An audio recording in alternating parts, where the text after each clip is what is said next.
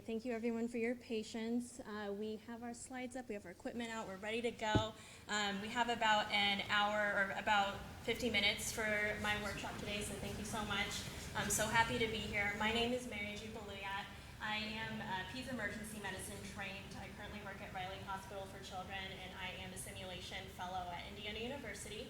I'm here with my co-fellows, Dr. Nicole Novotny and Dr. Alexandra Croft, who are emergency medicine physicians through the IU system. And we're here with our fellowship director, Dr. Rami Ahmed, as well. I've been giving this workshop with Dr. Janice Shin Kim virtually over the past year since the pandemic started. And so if any of you all were at SAEM last year, we're very excited to give this in person today. Unfortunately, Dr. Shin Kim could not join us for today, but she is here with her contact information if you have any questions for the two of us. And she'll join us next time, I'm sure. And so now that you know a little bit about us, I'd like to know more about you. So if you all could scan the QR code with your phone and fill out our red cap survey. And just take a couple minutes to do that. If everyone can pull that up, I really appreciate just learning more about you so that I can give this workshop and make improvements in the future based on who my audience is. And hopefully everyone knows what to do with the QR code at this point. I had put these instructions about a year ago when we weren't sure. All right, thank you so much. Just some disclosures before we get started. I will be talking about different products that we use to make our VR experience using 360-degree video equipment, which I have laid out here. I myself have a background in making videos and learned how to make 360-degree videos during my Peds Emergency Medicine Fellowship in order to find a better way or find a cool, innovative way to educate residents. And so it's something that worked for me, and this is kind of a trials and tribulations and all the Google searches that I went. I've compiled it all for you all so that you can get more of that information given to you so that you can make these experiences in the future if you're interested. So different products, different equipment. I don't have any financial relationships with any of them. And I do have slides, but I do want this to be an interactive discussion, especially now that we're all in person. Super excited to see you all and have that level of interaction that I've been missing for the past year and a half. Any questions or ideas that you have, I'm happy to hear them. But we will have some time at the end where I'm going to be showing you the camera equipment, and you all can come up here and we can have that discussion one-on-one if you'd like. But any questions, ideas that you have, I also have my email address at the end if you want to shoot me any email, and you'll have my contact info. There will be QR codes throughout the talk, which you've already seen and know what to do with. There is one QR code that links to a YouTube 360 link. And so if you have the YouTube app installed, that's how you would open that link. It does not, you won't see it correctly if you just open it within your web browser. So if you don't have the YouTube app installed now, just take a couple minutes to download that onto your phone. And so my slides are divided into three general categories. So we're going to first be talking about just very briefly about virtual reality and 360-degree video. And then the last 2/3 of this will be how we actually developed our VR experience for our learners and the actual logistics of the equipment and setting everything up. So just some background on virtual reality and 360-degree video. They're different things. Just a show of hands, how many of you have had experience with using 360-degree video cameras? A little bit, and making your own videos? Okay, great. And then what about with just virtual reality in general? Just a show of hands. Okay, so a little bit more with that. So virtual reality is kind of this umbrella term that a lot of people will use to describe anything that experiences that you can see with that VR headset.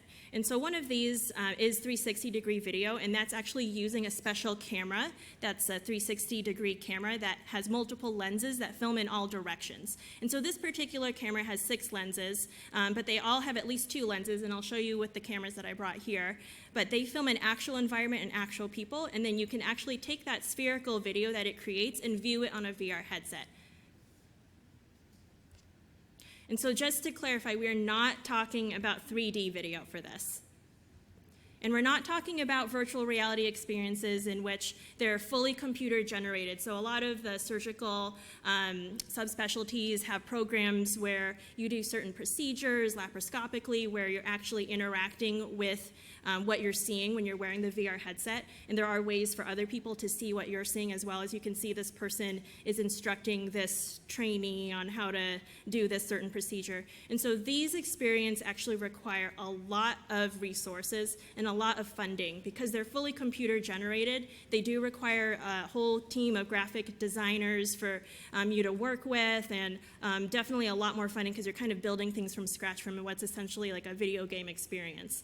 And so we are not talking about that today. We're talking about a more budget-friendly way for you to bring these experiences to your trainees for this really unique educational experiences. And so I'd like to show you that one of those experiences right now. So this is the link that opens up in the YouTube app if you have that installed. If you view it in your browser, it's not going to look right. So if everyone could open that up now, and then if you need to type it in, if anyone's on their laptop or anything, we have a shorter URL here.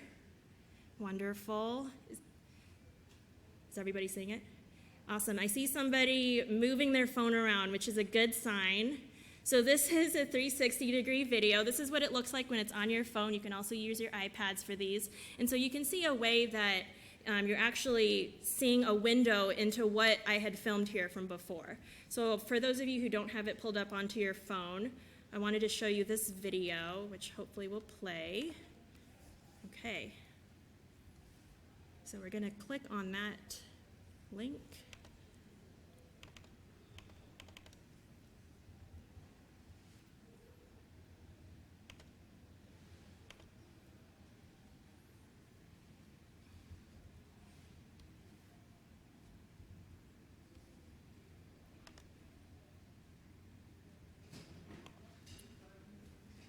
Sorry, give me 1 second. I am a Mac user, so this is a little different for me. All right, but everybody has it pulled up on their phone and they're interacting with it?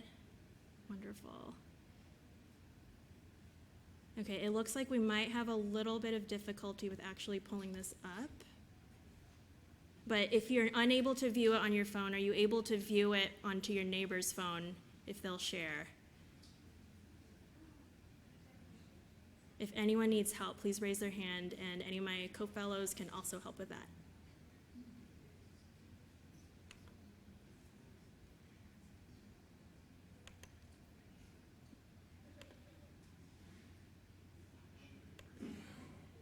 Yeah, yeah. It looks like we've lost internet, so give me 1 second.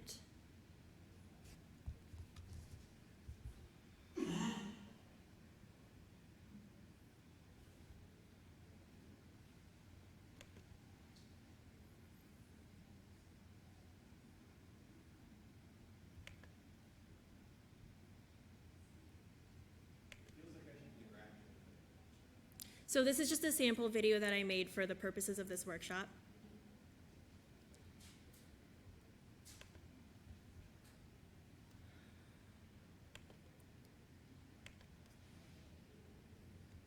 All right, so for those of you who can view that on your phone, perfect.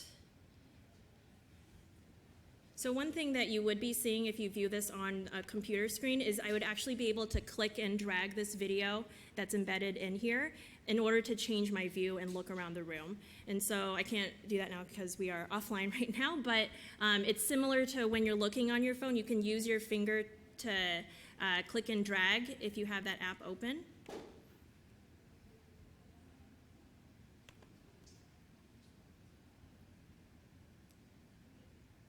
I'm going to try connecting to another Wi-Fi. Is your phone up here?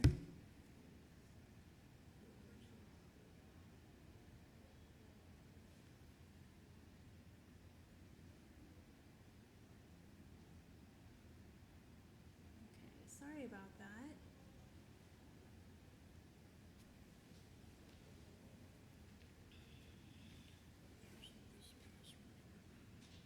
That didn't work before. Mm-mm.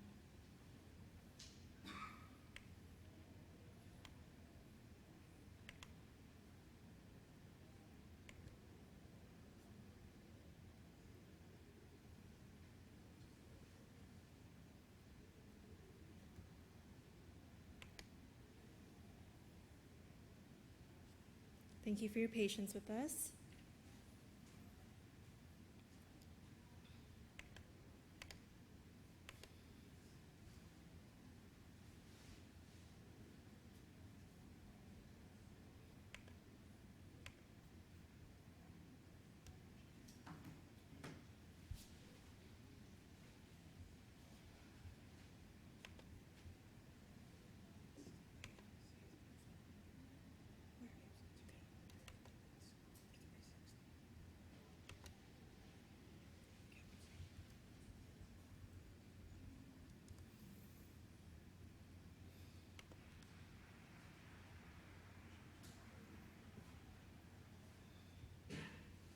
All right, sorry about that.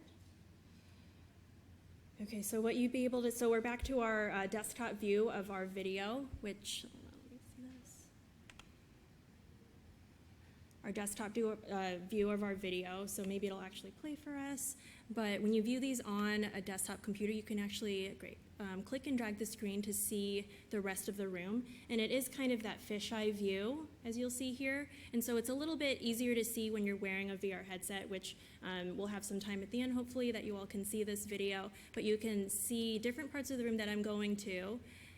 And if there were other people in this room, you'd be able to see what they're doing as well. But you can see you can look up and down and around you in order to see what's going on here. And if any of you recognize this, it is the Bellevue Pediatric Trauma Bay.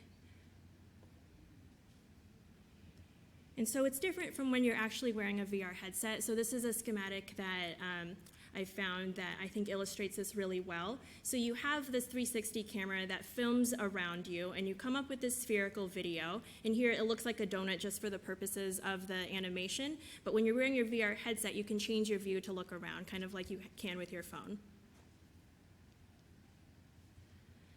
And so with all that in mind, with what exactly 360-degree video is and how easy you can make these experiences, the big question is, what kind of content do you want to show on this? Is this something that's just really flashy that you can show anything on it, or are there certain scenarios that would be ideal for this? And so these are things that took me at least a couple years, honestly, to figure out what was the ideal content for this when you're putting all this effort into making these experiences for your learners and all your time and money as well.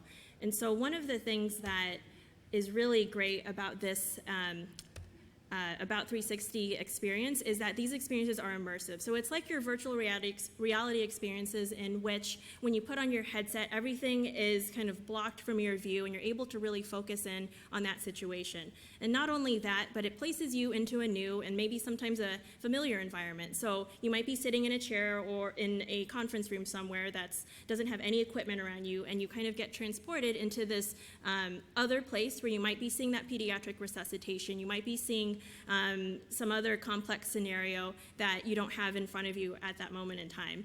And so this really brings about the concept of situated learning, in which you're giving your learners a chance to get this information in an environment that they're actually going to be practicing those skills and using that knowledge.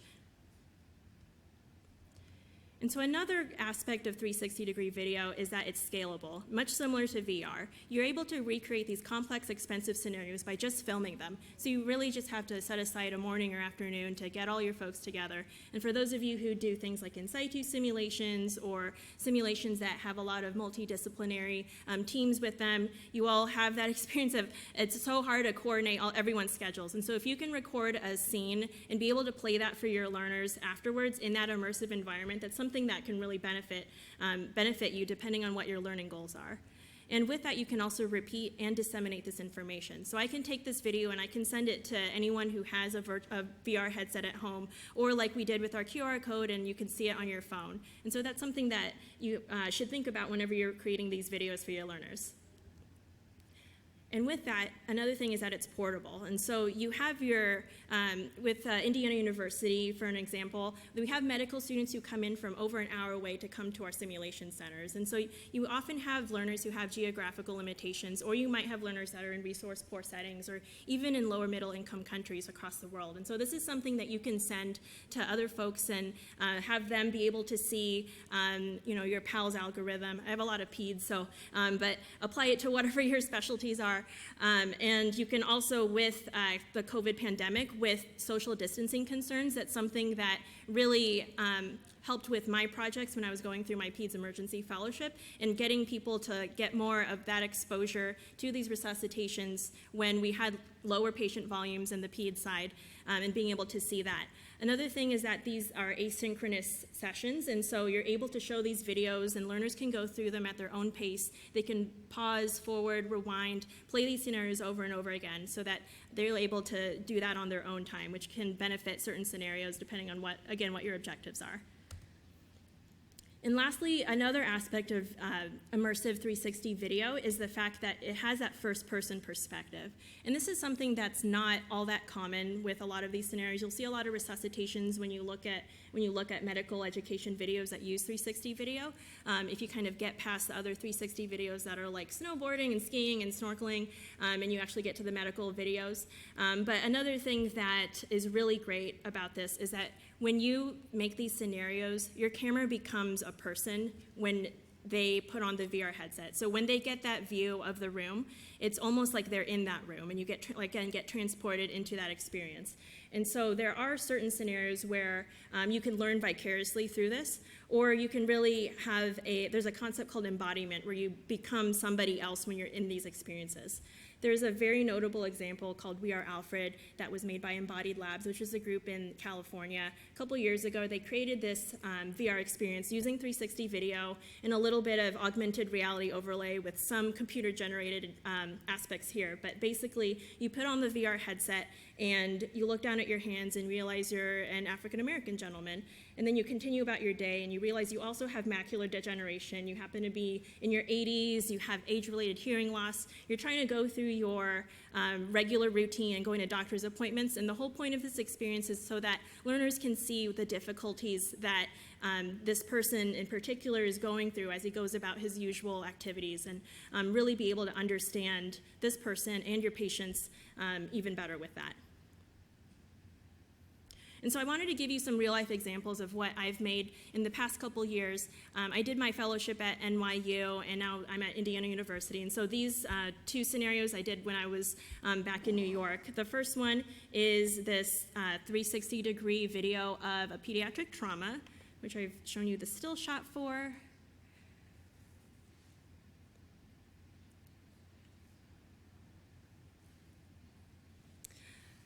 But what it's showing is, if you saw the video of me walking around the room, it actually has the whole team going about the trauma. And we have our actual EM residents from NYU at the time who are doing their primary survey on our pediatric mannequin patient. You can see the abdominal bruising. And you see off the screen, I was talking to the patient's mother, who's actually played by Dr. Shin Kim, but I'm able to change my view so I can see where I was looking and who I was talking to. So when I had turned around, I'd actually asked our sub-I to close the door. We have our intern putting in our trauma labs. And you're able to see things happening in parallel. And another thing to think about is how you want to portray your communication. And so if things, like we know with our normal resuscitations, things are happening at the same time, it's really great to see that not only is the team completing their primary survey appropriately, but somebody's also updating our mother in the background. And so things like that you want to show really adds to the realism here. Another example that I made during my fellowship, the goal of this experience was to educate about how to provide care to transgender patients. And so this one is a really unique one that I personally haven't seen a lot of in our literature, but you start off in what looks like an empty room. I don't have the audio turned on here, but you hear a voice overlay of this person who's very nervous to be at the doctor's, is really concerned that the doctor is going to ask really prying questions. You realize that you're actually, that this person's actually you, and you're actually a transgender male patient who's coming in for abdominal pain. And so you can imagine all the questions that any doctor would have if they didn't know that information prior. And so as the person goes through their inner thoughts, the doctor comes in to the room and actually addresses you directly and makes eye contact with you. And if you could hear the audio, you would see that the doctor is addressing you by the wrong pronouns. And the questions kind of continue where we're not aware of, the doctor's not aware of the patient, but then figures it out. And then the scene cuts. The way we wanted this is we wanted the scene to cut to now we're an observer. Think of it as a medical student who might be observing the experience and seeing the interactions between the patient and the doctor at this point. And so when we're coming up with our 360-degree content and thinking of what's ideal and what are we going to put all our efforts into, we want to think about if we really want that experience to be immersive for our learners. And so is this something that is really going to benefit from not having that other field of view, they can't look at your phone while you're looking at the sim.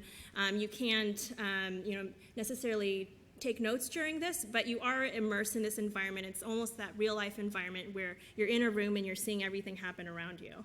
So it's almost like you're inside two sims as well, where it's in the environment where you're practicing with that situated learning, like I stated before. And you can see those parallel scenes. And so is that something that you'd want to bring to your learners and have that level of complexity to your scenarios? And another thing to consider is if you want to go down that route of having that patient's perspective or anyone's perspective, if you want to switch from being an observer that's standing at the foot of the bed to the head of the bed, things like that, it all takes a lot of planning and development, which we'll go through in our next slides.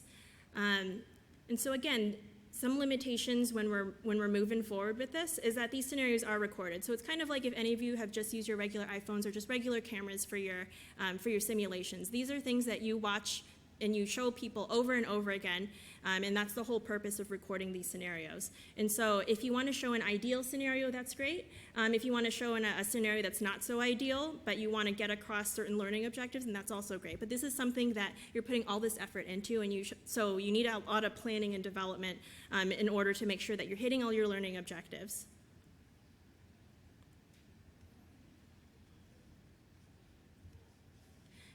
And so moving on to the next part, like I said, we want that ideal scenario. We want them to be high yield. We're putting all this effort and getting all this equipment for these scenarios. And so, again, another PEDS example is I'm not using these scenarios to teach about bronchiolitis. We have plenty of those. I'm teaching about complex scenarios. And so I'm talking about things like resuscitations, which you'll see a lot of things that could potentially be ideas that I've personally thought of as even MCIs or mass casualty incidents, where you have a lot of actors on the field, you have your high stakes, your really high yield scenarios where you want a lot of information and these things don't happen so frequently.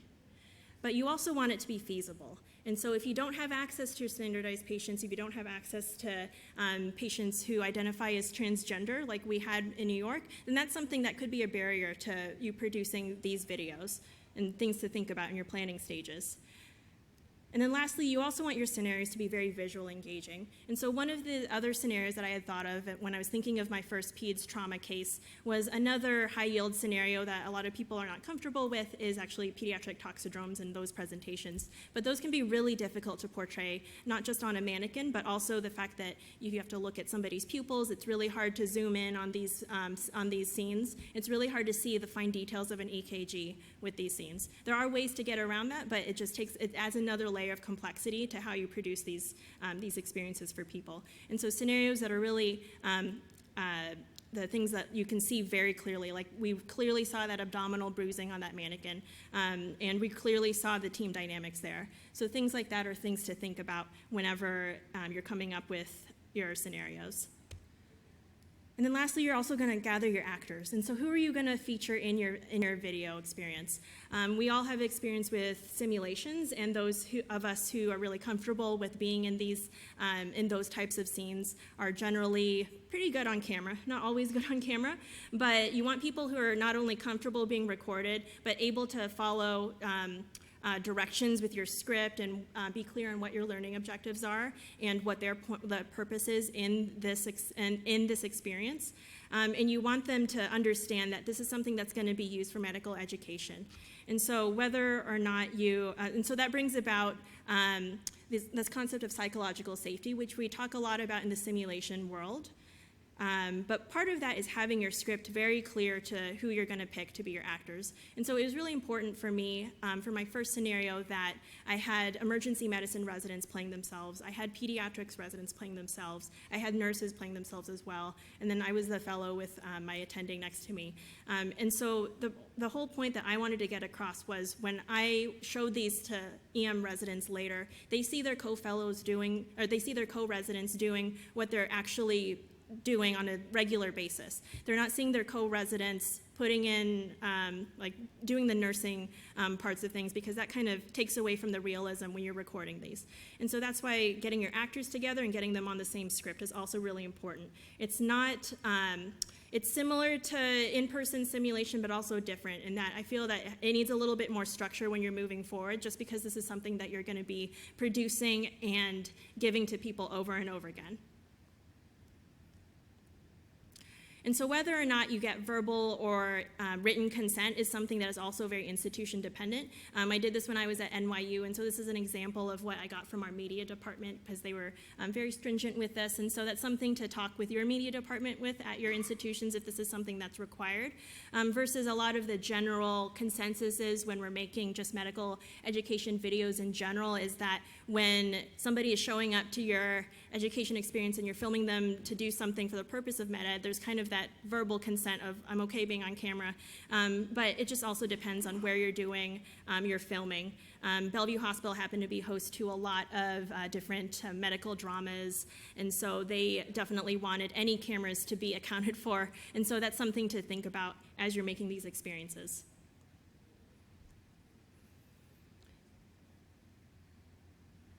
So another concept that's important, not just in the sim world, but also in our 360 videos, is the concept of pre-briefing. And so this is something that we do before simulation so that learners know that they're here, like we know they're here to learn, and we know that everybody is trying to be better. And this is a simulation, and this is the whole purpose of this is XYZ with your learning objectives. And so one thing that we did with our 360 videos is having a recorded pre-brief, where we have our former NYU simulation director here explaining that this is a 360-degree video experience. You can look side to side, up and down, just like what I told you all earlier. And you're able to actually take the VR headset off if you're feeling uncomfortable at any point, and this will be a pediatric resuscitation. And so outlining your pre-brief is great. Some groups in simulation will actually record some of their pre-briefs, which I think is really awesome, because you are trying to convey that information to your learners so everybody's on the same page and the same mental model. And with that goes your debrief. And so there's two ways that I've done this. So in our first case with the pediatric trauma, the learning objectives were that there was an error in the case that we wanted to discuss and point out during our debrief. And so this is something where I actually had the camera as the observer in the room be part of our debriefing circle so that you felt included when you watch this. But another way to do this is to have your learners go through the VR experience and then you debrief kind of one-on-one. But it's a little bit different because it's not that group debrief that we're all used to with our simulations, but it's still something to consider that if there's something where you're showing a not ideal scenario, you want to be able to make sure that your learners know that that was not ideal and this is why. And lastly, the actual logistics with our equipment and software, which I'm going to show right here. So we had our setup. So this is what I did for our peds trauma case. The camera is on a tripod, which you see right here. You can see that well on our screen. I actually have our cameras here for us today.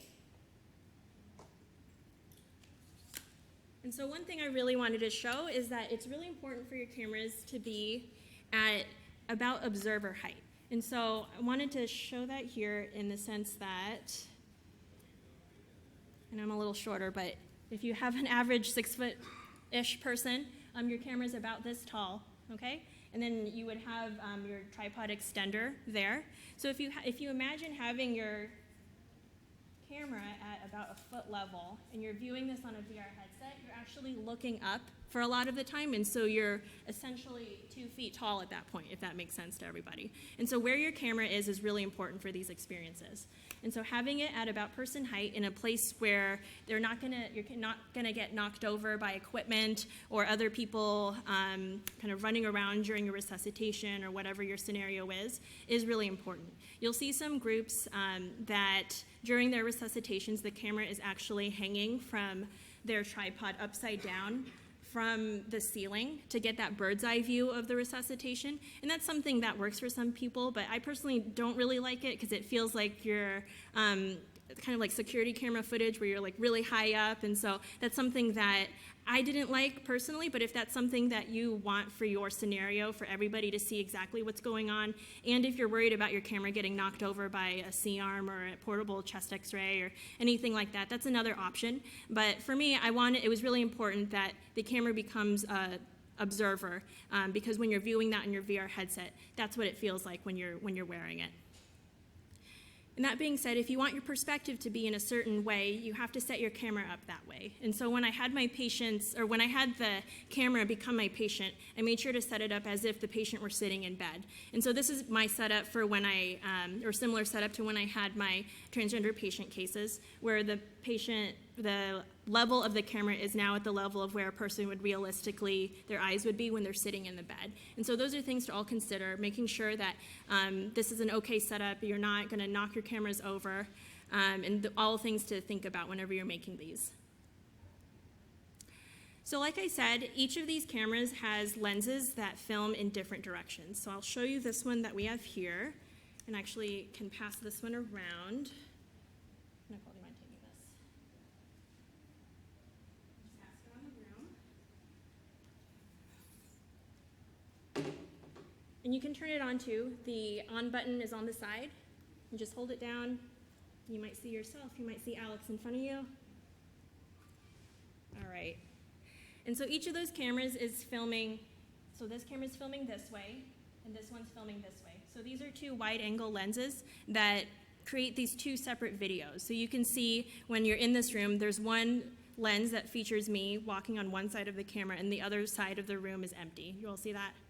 And so when you have cameras with multiple lenses, you'll get 6 or 8 different videos, which luckily now camera software that comes with these cameras, they're really gone a long way in the last couple years. You used to have to put these images together manually, which is a huge barrier for most people in the medical field. But after the stitching software goes through and puts the images together, you get this view called an equirectangular view. I'm gonna pass this camera around to this side of the room.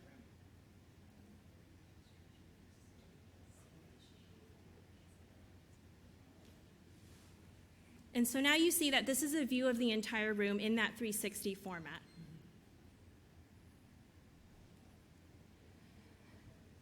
And so this is actually, this is a still shot of the video, the actual video that I uploaded and sent all to you guys with the QR code. But you can actually take this view, and this is what you upload to your VR platform. And so that's what it looks like on your computer, essentially. Think of it as if when you're taking your panoramic shots with your phone automatically stitches together all of those views on your camera. But we're actually going in more of a spherical, so you get up, down, and all around you. And so going through each piece of equipment, so you all have the camera with you. I showed you a little bit with the tripod, but we're also going to be talking about microphones and software, which are optional. So at minimum, you obviously need a 360-degree camera to make 360-degree videos. The one I'm showing you is the Insta360 One X2.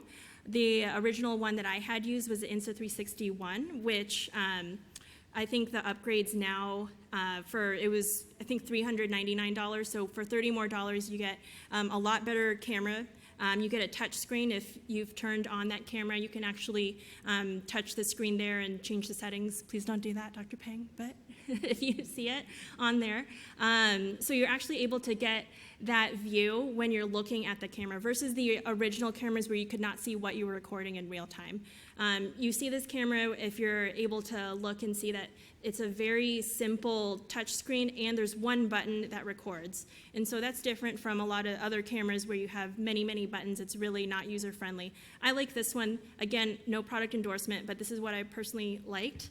And the audio quality on this has much improved over the last couple years. So there are different cameras. The one thing with the Insta360 is that it pairs with your phone, and it can be Apple or not Apple.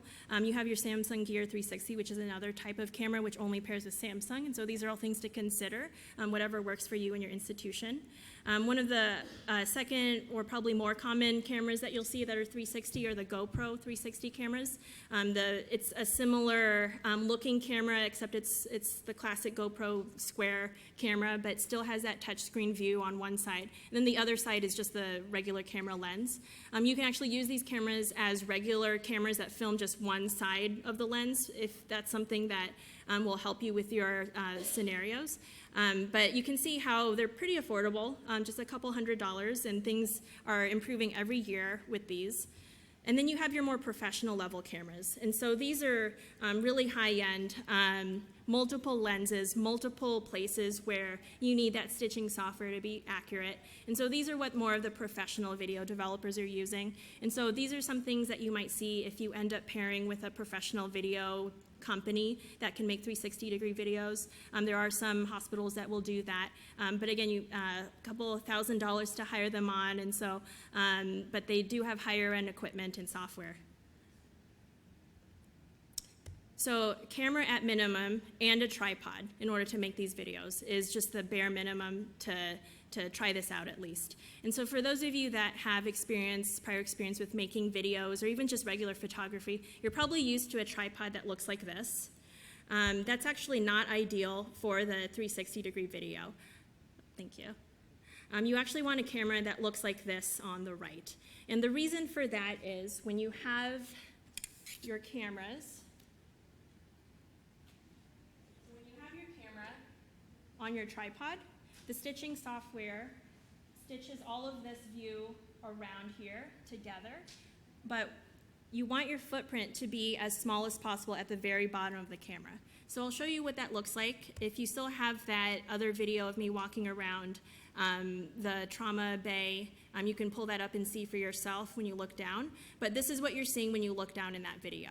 And those are pieces of the tripod that the stitching software isn't quite able to remove, just because you're actually touching the camera at that point. So when you have a smaller footprint, you're actually able to make that look as small as possible. And then the software that comes with your camera, you can actually make your own logo in that and hide the tripod at that point. But the smaller the tripod, the easier that is to do, as you can imagine. And so that's why the tripods for these cameras all have these long, almost selfie stick attachments, and then the base of the tripod is actually at the very most distal end from the camera, as opposed to being up here. And so those all attach. And they can run from anywhere from $40 to $200, depending on the type of metal that's used, depending on how heavy these are. We went on the lower end with 40, but it works just fine. And then other optional equipment. So some things that I tried out this year that I really liked was actually adding a microphone to our scenarios. So that, like I said, the audio on this is pretty good, but like with any recorded simulation, if you all have done that, you might hear some white noise in the background. I think every single hospital has some sort of white noise that we all just learned to tune out, but the air vents, the fluorescent lights, all the machines, they all make a little humming noise that can become more obvious on certain cameras. I think this does a pretty good job with deleting that white noise, but if you really want to focus in on somebody's voice, if they're standing far away from the camera, then having these mics is something that I think really just steps up to the next level with your audio. So one thing you'll notice with these 360 cameras is that if you have experience with making videos in the past, you could kind of hide behind the camera, hide your wires, hide the camera person, and your viewer's not able to see you. With 360 videos, you're not able to hide behind anything because you have the two camera lenses that go in both directions. And so you can't hide your wires either, and so that's why you need your wireless mics. And so I have an example here of our Rode mics, which I think is really great from a wireless standpoint. Again, no product endorsements, and there are lots of other mics that are available. But it's a really great option if you have those wireless mics. It comes with 2 microphones, so you can actually have 2 people that are transmitting their audio to 1 receiver. And so you can have kind of a back and forth between 2 people talking, or you could just use 1 microphone. And so that's really nice. But if you go down that route, you then need a way to get the transmitter to go into your camera. And so this is the setup that Insta360 actually helped with designing. And so you need a microphone adapter that goes into your camera. And so that's this portion here. And so that's the cord that you see going into your receiver, which needs something called a cold shoe if you have experience with photography or video making. But it's basically a microphone mount that when you hook up your receiver to, and you have your camera right next to it, your microphone is actually within that stitching line, and so it's able to completely make this invisible, which is really awesome and really well designed in my opinion. And so there are different ways to make this work with other brands, but this is what we found very helpful for what we wanted with our scenarios. And then another very optional thing, so I have a background in making videos, which is how all of this kind of came about. I was used to using Final Cut Pro and making my videos. If any of you have had experience with that, I think it's user-friendly, but I've also been using it to make, I learned how to make VHS tapes on that. So I've been using it for quite some time, but it's a one-time cost of about $300. There are a lot of tutorials online that can help you through that, but there are certain, you need certain software for editing your videos. This is for our Mac users, this is more than what iMovie can do. I'm not sure what the Windows equivalent of that is, but this is more than what your regular software can do on your regular computer. And so those are things to take into consideration if you want to add special effects, if you want to be able to fade your videos. The software that comes with the camera has come a long way in that you can actually trim the front the beginning end and the end of the video so that you're not seeing all the setup right beforehand. You can actually make like a much cleaner clip to upload. And so that's something that, again, is very optional because the camera comes with its own software that does have that capability. But if you want anything more where you're just cross-dissolving like I showed you with the transgender patient scenario, that's something that you're going to need other software for. And so a lot of the professional video producers will use something called Adobe Premiere Pro. And so if that's something that you have experience with, that's great. This is a PC-based piece of software, and you see that it has a yearly subscription. So that's what makes it different from Final Cut Pro. But there are much cheaper options available if you search for them. You just have to make sure that these are compatible with 360-degree video editing. And then there's also free versions as well, which is really nice if you just want to try it out. I think it's a really great option for a lot of people. And like I said, there are a lot of online tutorials. I already had baseline knowledge in using Final Cut Pro, and so if you have that, you can kind of go from there to learn about 360-degree video editing. But they have very beginner videos available as well that are really helpful. And so in total, I think a lot of people are wondering how much does this all cost. So we had a budget of $2,000, and we're well under that with just our equipment here, which is great. And if you think about how much thousands, hundreds of thousands of dollars it costs to create a computer-generated VR experience, this is something that is really great and really feasible for a lot of institutions. And so the rest of our funding went into our distribution, which is actually the VR headsets. And so there are different hosting platforms that you can put these experiences on. I really like YouTube VR. It's very easy, simple to use, and free. That's what I use to show you all the video of me walking around the room. This is something where you have just a really simple video where you can look at something, but you don't have the interaction, as somebody pointed out earlier, of being able to hover over different spots and see more information, which are called hotspots, and see different videos from clicking in different areas, which a lot of other platforms can do, but it is a subscription. It depends a lot on what's out there.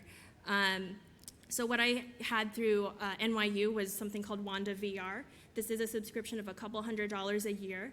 There are other software programs that will depend on how many learners that you are broadcasting these experiences to. They want you to give them actual numbers. You have to pay per VR headset. And so those are things to discuss with your media department. NYU happened to have a partnership with Wanda VR through their art school, and so that was a venue that I went through in order to gain access to this. And so that's something that would be what I would definitely recommend if you're moving forward with making these experiences for your learners. But again, YouTube VR is available. It's free to everyone who has a Gmail account. You can create a YouTube account from there and upload your experiences that way. And so your devices. So you already used your smartphones to see the 360 video. Again, you can use your tablets. I showed you with our computer.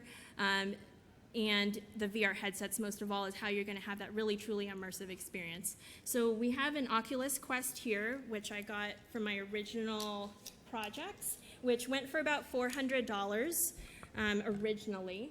And then there was an update where you actually have your Quest 2, which is cheaper, for $300, and I have both available here in the next couple minutes with, that you all can take a look at.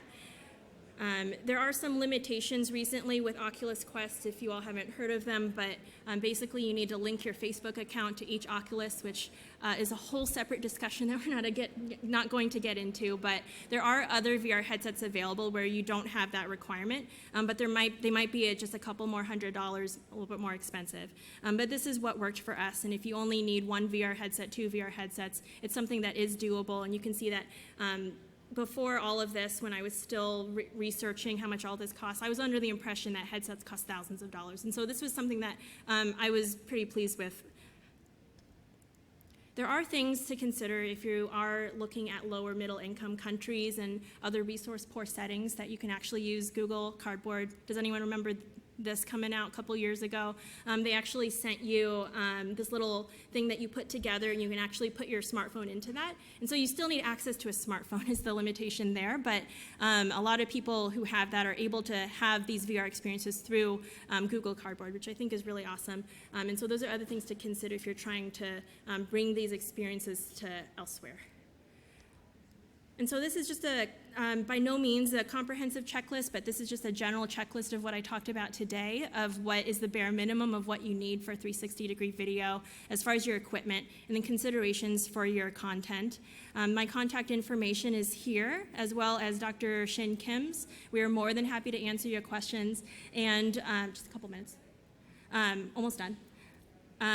We're more than happy to answer your questions via email. I apologize for the internet technical issues earlier.